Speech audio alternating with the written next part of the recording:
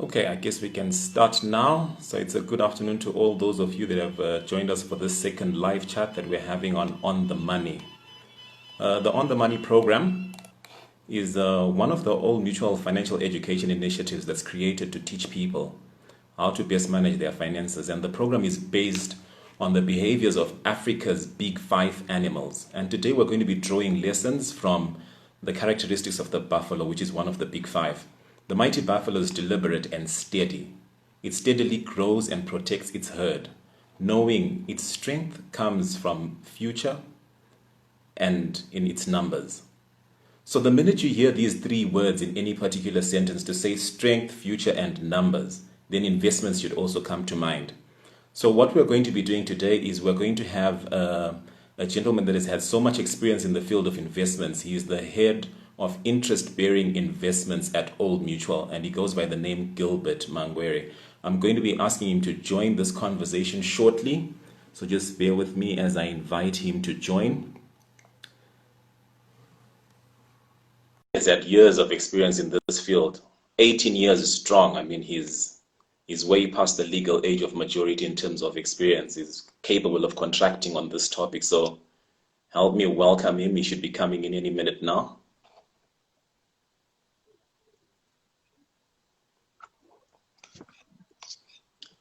Hi, Gilbert. Hi, Patrick. Hi, how are you? I'm okay. How are you? I'm very well, hey. Good. Gilbert, I seem to be having a problem with my visuals here. I can't see you, but I can hear you clearly. Oh, that's all. Yeah. Let me come again. Would you just check your settings? Okay, I'll just let you in a minute again.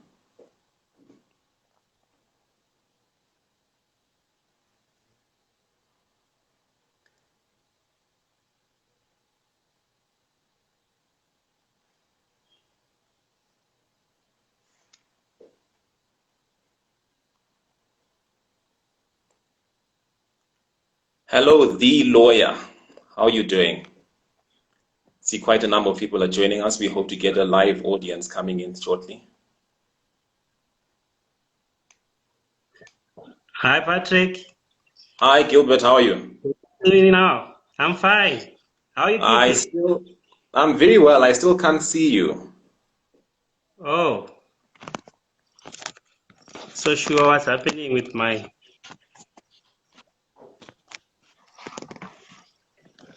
I know we can go ahead with the program and still have a conversation, but it will be good to see you too. Okay. Let me try again, just for the last time. Okay.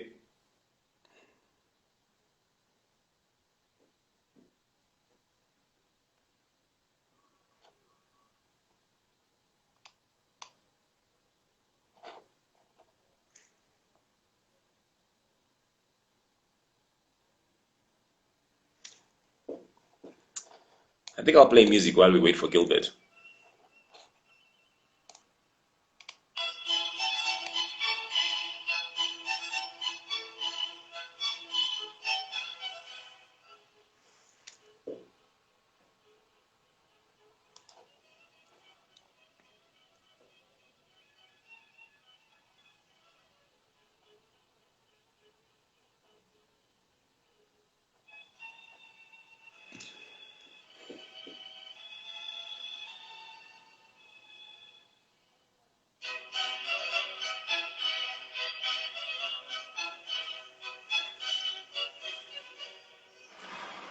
Okay, I think Gilbert seems to be having a challenge coming in, but I see questions. Someone's asking if we offer graduate programs at Old Mutual Zimbabwe. I think there was a post recently on our social media platforms concerning this. You might just want to log in and check and see what's going on. But if I'm not mistaken, the deadline must have passed for this.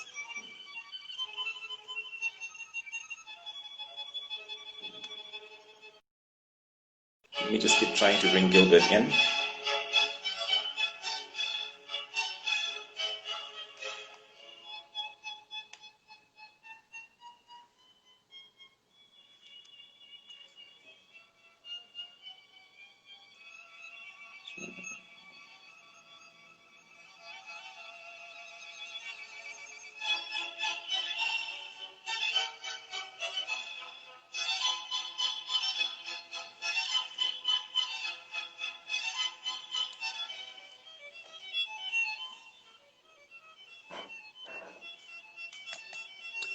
Okay, while we wait for Gilbert, I guess those of you that have joined can probably start sharing their lockdown experiences in the comment sections below.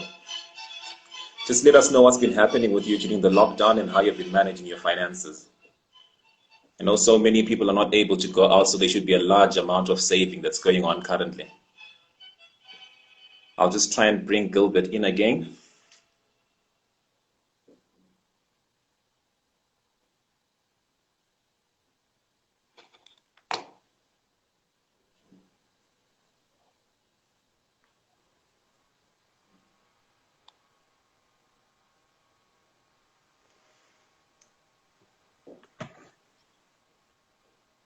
Hello, Hi, Patrick. Gilbert. Hi, how are you? I'm okay. Can you see me now? Uh, no. I still can't see you, Gilbert, but I guess we can just go on like this. Oh, okay. I'll just try to work out something. Maybe, the visuals will come out. Let's hope so. Yeah. But for the viewers, if you are able to see the both of us and hear us clearly, just let us know also in the comment section. But we'll be getting straight into our conversation for this evening. Now, as I said earlier, Gilbert is the head of interest-bearing investments at Old Mutual, and we're happy to have you joining us, Gilbert, today. Unfortunately, we can't see you, but we can hear you clearly. Oh, Maybe Gilbert, thank you you could so just much. start by telling us. Great, eh? Could you just start by telling us maybe how the lockdown has affected you? Just general information about the impact of this lockdown that you have gone through. You know what? One very funny thing is that I'm working from home. So I wake up in the morning and go to work at home and knock off at 4:30 and go back at home. So really, there's no that visit that we used to do to the office. I think it's just kind of a different thing and new. We are not kind of used to it. I'm one person who enjoys traveling a lot. I actually miss those congestions that I used to experience going back to work, or even, I mean, coming coming home. So I actually miss those. I actually didn't know that they're quite important in my life. You're the first person to tell me that they miss congestion. I've never liked it myself. No, I think it has its purpose, eh? It does have its purpose. The I'm frustration sure that it you does. face, yeah. I guess it gives you time to think in the car. But Oh, yeah, Gilbert, certainly. just by looking at your job title, Head of Interest Bearing Investments, when you just look at that title alone, there are the two interesting words in it that I'd just like us to focus on. Interest and investments. We'll talk about investments a lot in this chat, but for now, can you just consider interest? Because not so long ago, I recall a time when I go to the bank carrying my bank book, for the teller to just fill in the interest on my balance that was there in the bank account at that particular point in time. And this was done manually. But these days, it's not doesn't happen anymore, especially with the banks. So could you just tell us a bit about the interest-bearing nature of these investments? When we say Okay. interest-bearing, what do you mean exactly? So, thanks for that question. So when you talk of interest-bearing investments, you're simply talking of those investments which earn interest at a particular period. Some of the investments that come to mind, you have your saving fixed deposits. I think people are quite familiar with fixed deposits. You also have money market investments. So what they do is you invest for a particular period and you are given an interest rate. They quote you an interest rate. Usually the rate is quoted per annum on a per annum basis. So you then maybe after that particular period you earn interest. So that's the reason why they're called interest-bearing investments. You actually earn some interest after investing in such instruments. Okay, I think that's a good relief for people that are out there, especially because, with the banks now, the situation is a bit challenging in that a lot of people fear putting their money in banks because there are more charges than interest that's actually going into their accounts. But for the common people, for people like me and the viewers that are watching, how easy is it for us to participate in these investment options? I think it's very, very easy. I think the couple of types of investments that are available out there. obviously I talked about the money market investments, which are done through the banks. And, they do have some minimum investment amount for each particular class of investment within the bank. The bank minimum investments amount are a bit higher. But what has happened in the industry is that there are also, investments for smaller investors, such as unit trusts. So for unit trusts, I know of one unit trust investment scheme where one can invest with only $10. I don't know whether $10 can buy a bubble gum in this country, but I know, with that, you can actually start up an investment scheme through unit trust. So actually, there are a variety of products out there in the market where people can actually invest on the money market. I think in this case I'm only talking about money market, but there are also other schemes, like I'm sure we're going to get there, where we talk about other types of investments we have available in the market. Yes, indeed. So you actually mentioned $10, and just to be clear, by $10 you're referring to 10 Zimbabwean dollars. Yes, 10. I know some people are still calling it RTGS dollars. Yes, 10 Zimbabwe dollars. Whichever name you are comfortable using. So it's $10.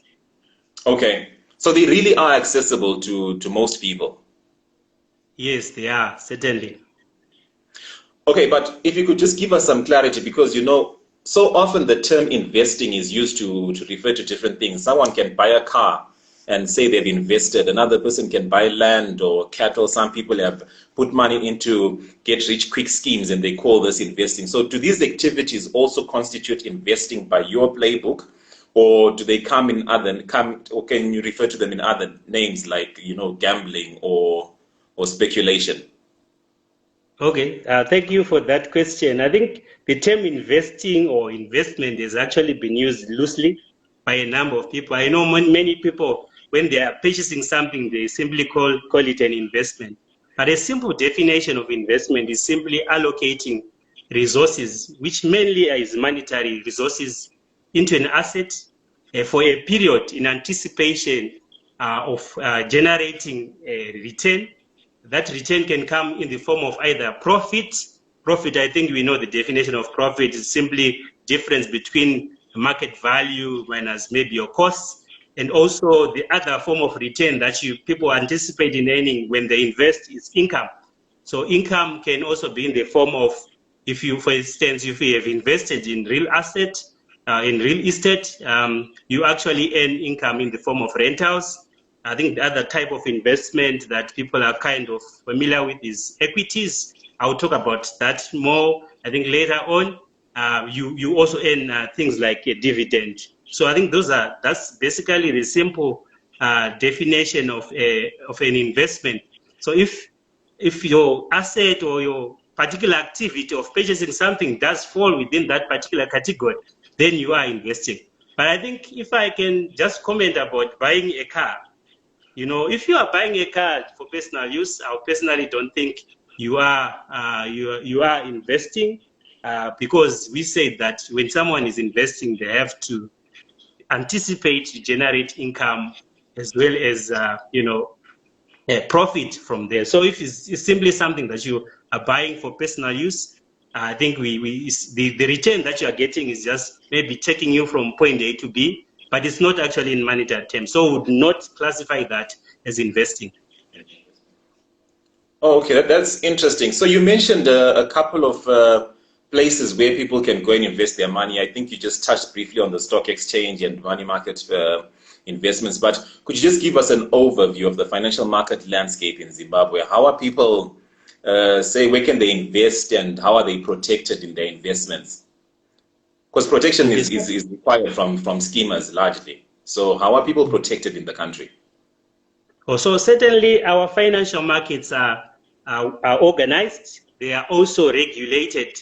I will talk to you about some of the regulators that are there, and they do have a fair number of players, quite credible players that actually invest on those markets. So in terms of regulators, the sole purpose of regulators we have in the markets is simply to protect investors, the investing public. So we have regulators such as the Securities Exchange Commission, who are there they license some of the players in these financial markets, like stock brokers who deal with, listed with shares on the stock market. We have asset managers who actually manage investments on behalf of individuals or corporates. We have other investment advisors, as well as they do also regulate securities exchanges, such as ZS is actually regulated by SEC. We have also RBZ, which regulates banks. Banks, I mentioned earlier when I was talking about interest-bearing investments, that banks do play a big role, particularly in the money market. So those are actually regulated by the Reserve Bank. I think with regards to property, we all know that there's the Estate Agent Council, which regulates the property management firms or estate agent firms. So I think it's quite organized market, and there's really been a significant improvement in our market to really protect investors. I think in addition to that, we've also seen the markets adopting technology in terms of how they are delivering, particularly settlements for shares. That has really also enhanced security for the investor. So I think investors are quite safe as far as the financial markets are concerned, and the regulators that are in there. Okay, Gilbert. Now, I also noticed that while you have had a lot of experience in this market, and I'm sure you have interacted with a lot of people, but what would you say is the biggest concern that most people have when it comes to investing? I see one of the viewers right now is actually asking the same question to say, is it wise to invest in the money markets due to the currency fluctuations? So currency fluctuation is one of the concerns, but would you highlight any more concerns that people have when it comes to investing? So I think my investment experience has predominantly been in the Zimbabwean market.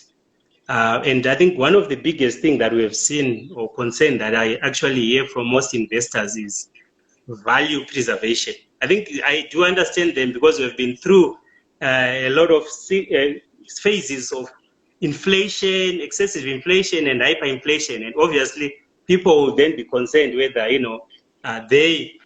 their value is actually preserved when they make an investment. So that's the biggest concern, particularly for an investor in Zimbabwe. They want the value or their purchasing power to be preserved.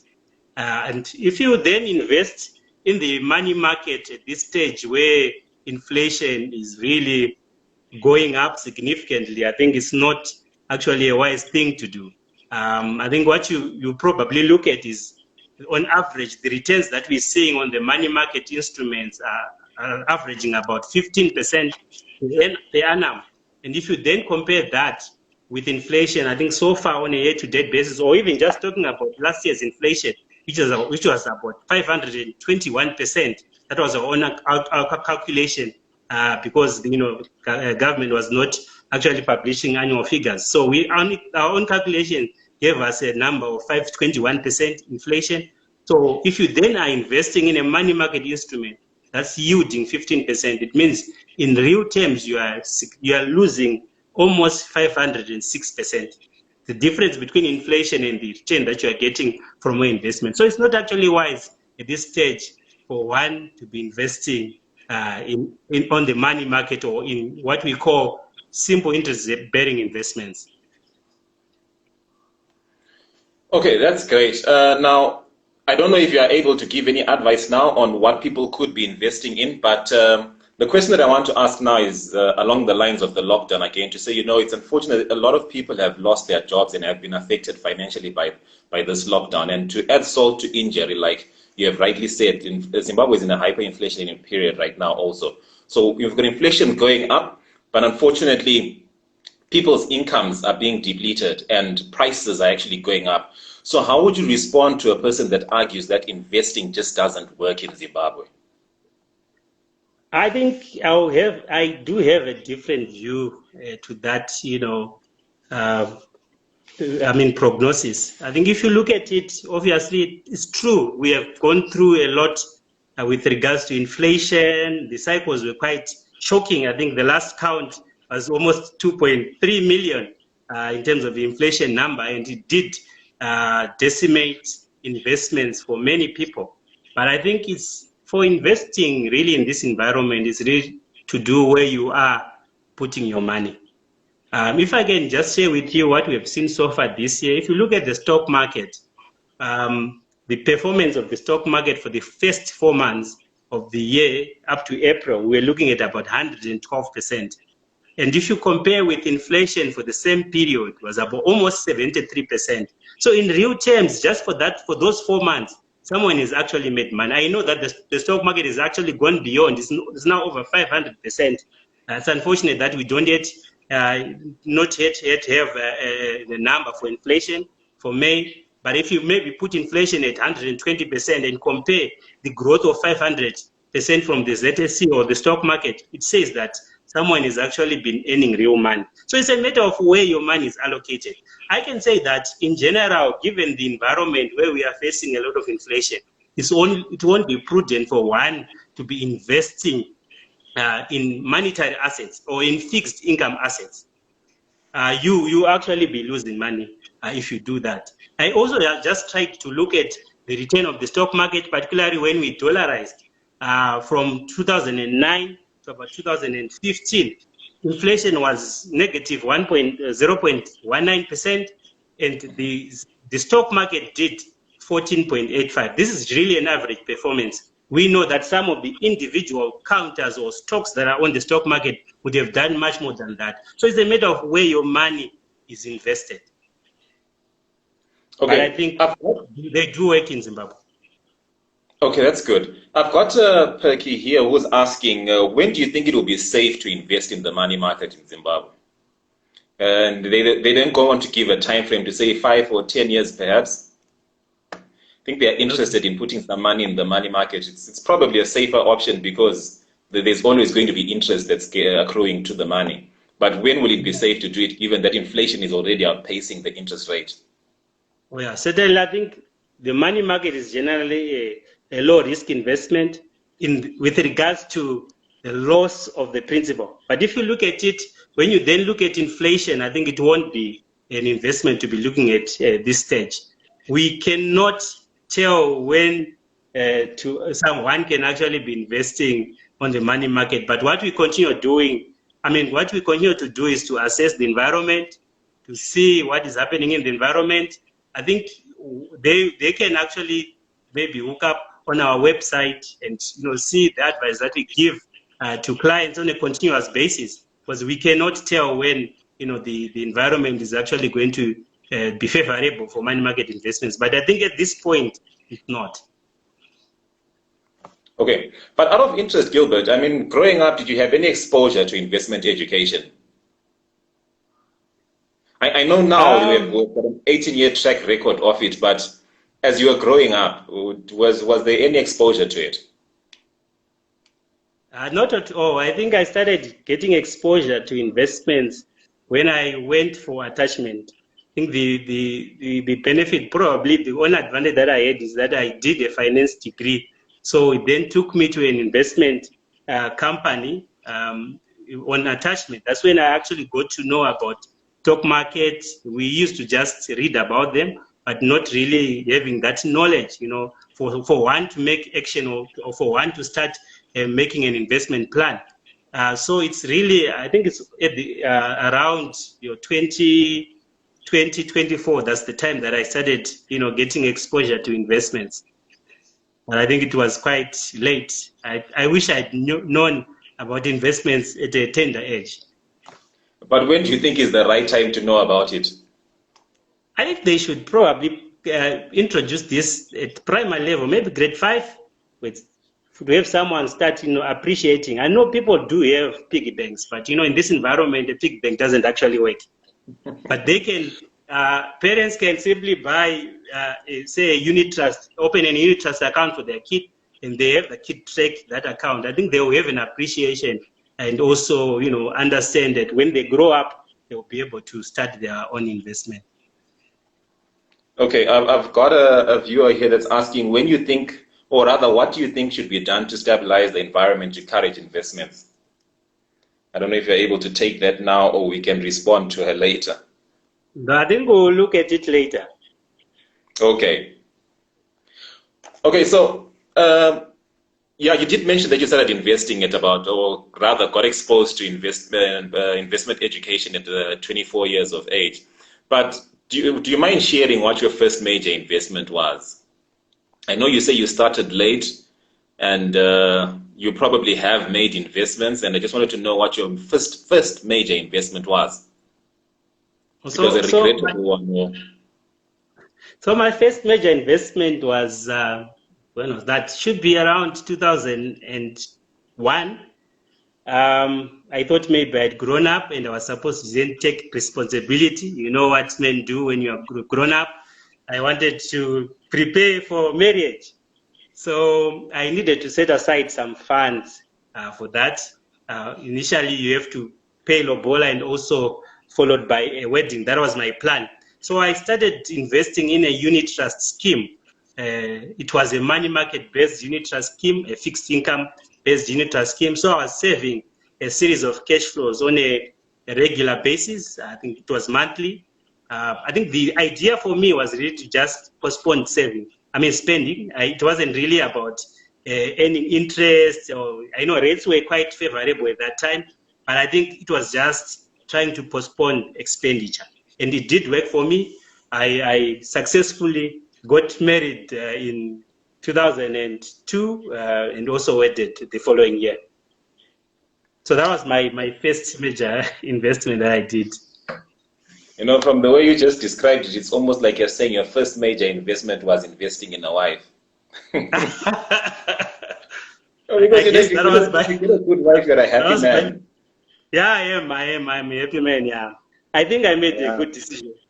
That's really good because well I just threw that in because it's quite unfortunate also to note that during this lockdown period there's been an increase in the rate of domestic violence, so it's not something really good that's going on out there, but unfortunately it is taking place. Yeah, it's sad, it's quite sad. Okay, yeah, Yeah. but what key factors would you advise any keen investor to consider before actually investing? Yeah, I think, before I probably go there, I will share one of my bad experiences that I had when I was investing. Okay. I think, which will really get me to the question that you asked. I invested in one asset class which I actually didn't understand, but I was just told by the person that was selling that asset class to me that you can double your money in a few days. So I invested. I think that time there were instruments that were called derivatives. I think later on they will cover this in later sessions. They're quite complicated. We do not have them anymore in this country, but I think they will be coming back soon. So I invested in that asset, which is it's a high risk investment. I thought I was going to maybe double my money, but I actually lost a lot of money through that investment. So I think the key thing, really, the lesson that I drew from that particular investment is that a person has to know what they are investing in. You also have to know your profile. I think people invest in things that they probably doesn't, things that or instruments that do not align with their risk profile. You need to know your risk appetite. Are you willing to take risk, or are you also able to take risk? I think the other important thing is to be clear about your investment objectives and also be realistic about them. Because sometimes people are not realistic in terms of their investment objectives. So you have to draw down your investment object. For instance, you can say in 5 years' time, I want to raise enough fees to take my son to varsity. I think that's quite a clear goal. I think it's very important. You also need to know your liquidity requirements. What do you require? If you invest maybe on the stock market, it's generally considered to be a long-term investment.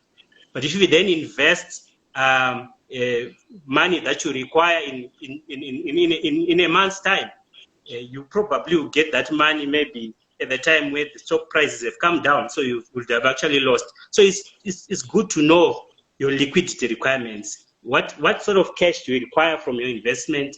At what frequency as well?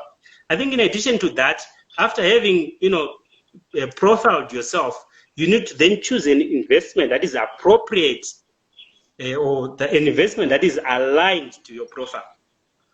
And also, you have to really know that investment, how it behaves. I think it's very important because some people have, over the years that have been in the industry, have invested in equities or stocks, and they didn't know that stock prices actually fluctuate. They go up and come down. So at one time, the price had come down, so they were questioning why, their money or their value of investment had come down. So they were not aware of the behavior or the characteristics of the underlying investment. So I think people also need to spend a bit of time. I'm not saying you have to be a guru. There are a lot of advisors that we can actually help you understand, some of these investments. So you have to understand, the nature and behavior of the investment that you are then putting your money into. Okay, but could you say that enough has been done with regards to this investor education? Because I know a lot of people might know generally where they could go for this kind of information, but in your perception of the market, do you think this information is readily available for people to just go and access it and know what to put their money into, what not to invest in? You also spoke about the market being protected and the regulators are there to govern the different institutions that people can approach. But then you've got unscrupulous business people also. Well, I wouldn't call them business people, but you've got schemers that are out there looking to do people for money. So how would you say the investor education landscape is like in Zimbabwe? I think some work, significant work has been done. I know SecZim has actually been doing a lot. They do publish some articles in the Herald. I see some articles on a regular basis. And I think also on the money program has also been helping out in terms of just trying to conscientize investors on what is to be done. I think even some, investment management firms, they also do have, like programs that they have that, try to enhance that particular education. But I think we can still do more. I think right now we have to improve our digital presence in the investment industry. I think it's just to improve our digital presence. We know almost everyone has it. Ideally would have a smartphone. They have to just access such information, maybe through the internet. I think that will help. I think as we are embracing technology, thanks maybe to the pandemic, I think we've seen many people are now going digital. So I think if we make that information available on various digital platforms, it will help. And also have programs such as this, I think it will actually enhance the knowledge with regards to investments in the industry. Okay, Gilbert, you mentioned quite a bit about technology there in the last contribution that you made. And one of the people viewing here was actually asking to say, how can technology increase investment adaptation or investment adoption, rather, by the general public? I know that there's an organization called FinSec. I think we spoke about it briefly prior to us coming online. Could you tell us a bit more about how technology could probably increase the adoption of investments? Oh yeah, so certainly I've seen a platform, it's actually called C-Trade, which allows one to invest over the phone. You can actually place an order. Obviously, you have to first register the simple KYC issues that are required there, but it's kind of KYC light. You have to register and also, make an invest. You can actually invest over the phone, buy stocks over the phone, sell over the phone. So it's really quite a good development. I think we also have at Old Mutual, we now have a platform where investors can even inquire and also make an investment through, or you look at Old Mutual products on our digital platform. I think you press *227#. You can actually see a line that says Old Mutual products. You can actually be led to even investing into unit trusts. So I think we have seen a number of organizations turning out a couple of solutions just to enhance or give convenience to investors, even small investors as well. Okay. I like the small part because it's not everyone that can probably afford the requirements for larger exchanges. So if these options are there for smaller investors to come in and at least take part in the financial markets, then we do have a future. But probably as we draw towards the end of this, I noticed that there are not so many questions that we might need to take and answer. Is there anything else that you'd want to tell the investing public or anyone that's thinking of going into the investing game? What would you want to tell them at this point as we close off? I think you have to. I know many people normally talk about I will invest one day, but I think it's good to start from somewhere. If you're probably afraid, you can go through the various advisors that are available. They can actually give you sound advice on how to go about it. But I think the game of investment, one is to start now. For those that are young, this is the time to start. You still have time to take a lot of risks and also learn a lot about investments. So I say, do not procrastinate. Start investing now. I know people will be saying, no, maybe things are bad in Zimbabwe, but I think this is probably the right time for, especially those that have got a long-term view of this country, to start investing, because assets look a bit cheap, particularly if you look at them in US dollar terms. You'll be coming in, at lower prices, but I think you just have to be a bit long-term in terms of your view of the market. You're investing now for a recovery later. So I think now is the time for one to think of investing. Great stuff, Gilbert. I think it's been really a pleasure having you on this live chat, and I think there's a lot of information that you have given out to the viewers, and it can be found in many other places also on our social media pages, on our website, and there are many channels that we could probably get through to people. But probably in closing, I'm hoping that everything that was said makes sense. Everything that was said in this conversation makes sense, but if it was as clear as mud, where would you then advise people to go right now to get more of this information? I think they can start off. We do have our page. They can go on our web page. They can actually look at various unit trusts products that we have on our web page, and you get more information. You can also get through to if you want to actually go physically, some of our branches are open in town. The green zones, they are there. There are people that are waiting to help and assist. You can also call us on our landlines. There are people that are ready to help you, give more information, and also give you sound advice in terms of where you can actually invest your money. I think you can also even go to the other investment houses that are open out there. Okay, thank you, Gilbert. I see there's a question that has come in from the lawyer, and they were asking to then say what's the minimum amount of that one should invest, like the minimum. And I think you had highlighted that there are some investments that you can put in as little as $10. That's 10 RTGS dollars into that investment. You can't even say that's $10. It's a bit hard to believe. When you think about it, $10, you'll probably think that it must be US dollars. But if it's 10 RTGS dollars, then really it's quite an amount that someone can raise and actually start participating in these options. Oh yeah. Yeah. Yes. I think it depends on what they want to do. Obviously, if you want to buy a house, you can't be investing $10. You have to put in more. You can't. Yeah. So it depends on what your objectives are, and it determines the amount of money that you put in now. That's true. And in your case also, if you want to be raising money for lobola, $10 won't work also. Sorry, I didn't get that.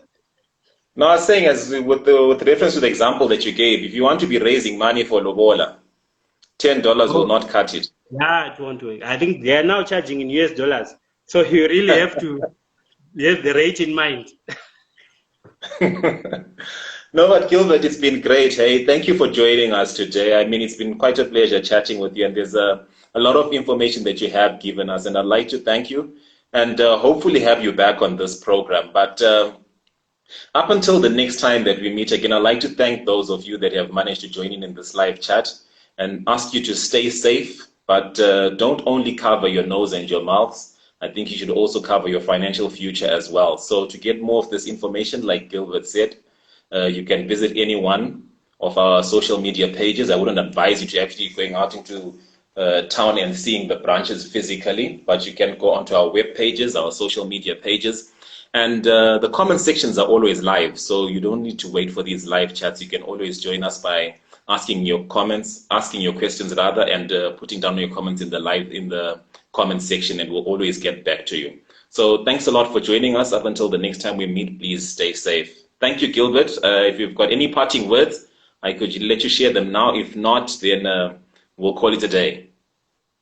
Oh, I just want to say stay safe to everyone who joined, and thank you for being part of this program. Don't just listen. I think doing is much more better than just hearing. Thank you. All right. Thank you so much, Gilbert. And to everyone else, see you next time.